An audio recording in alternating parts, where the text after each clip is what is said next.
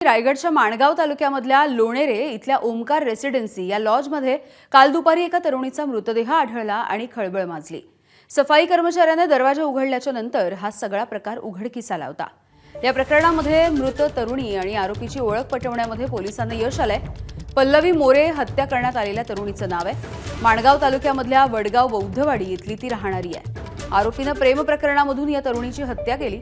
आरोपीवरती Goregaon police ठाण्यामध्ये गुन्हा दाखल करण्यात आला। पोलिसांनी त्याला नवी मुंबईमधून ताब्यात घेतलं। पोलिसांकडून आता अधिकचा तपासही सुरू आहे।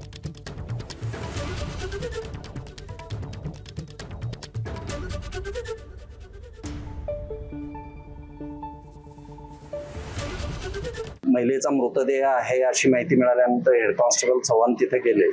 त्यांनी बघितलं रक्ताच्या थारोळ्यामध्ये विवस्त्र स्थितीमध्ये एक महिला पडलेली आहे। त्यानंतर त्यांनी दिलेल्या तक्रारीवरून पोलीस स्टेशन गोरेगाव येथे हत्या अधिक लैंगिक अत्याचाराचा आणि ॲट्रॉसिटी ॲक्टच्या विविध कलमांअंतर्गत गुन्हा दाखल करण्यात आलेला आहे। एबीपी माझा, उघडा डोळे बघा नीट।